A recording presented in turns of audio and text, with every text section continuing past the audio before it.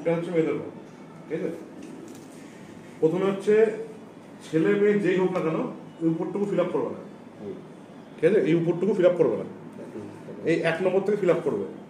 First name, middle name, last name, date of birth, email ID যদি থাকে তো দিল, যদি না থাকে কোনো প্রয়োজন নেই।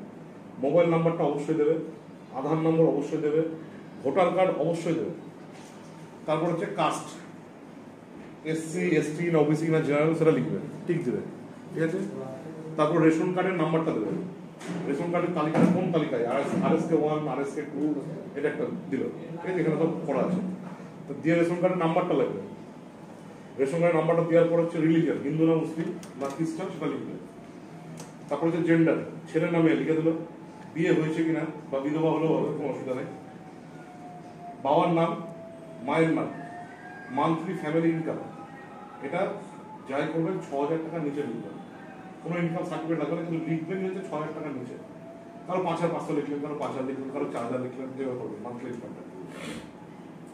15 নম্বর 16 নম্বর করার দরকার নেই, 15-16 বাদ, দেখে নেন।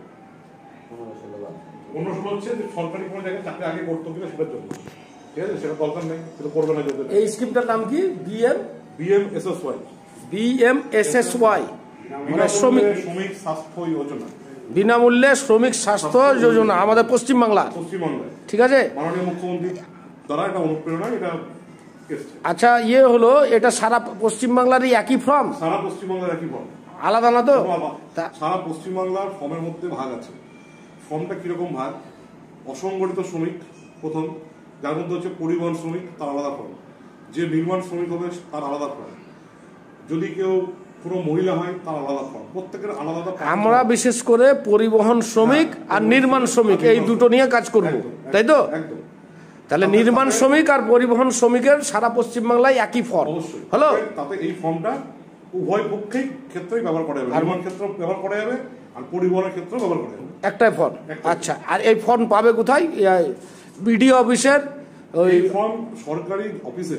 হ্যাঁ, প্রথম হচ্ছে ডিওসি অফিস, যেটা হচ্ছে আমাদের শ্রমিক ভবন, সেটা তো ডিস্ট্রিক্টের ক্ষেত্রে হলো, ব্লকে সেখানে পাচ্ছে। আর ব্লকে হচ্ছে যদি লেবার ইন্সপেক্টরের কাছে, লেবার ইন্সপেক্টরের কাছে বলছে অ্যাসিস্ট্যান্ট লোকো এই লেবার কমিশনার, তাদের কাছে পেয়ে যাবে। প্রত্যেক জায়গায় আলাদা ব্লকে ব্লকে আছে, ঠিক।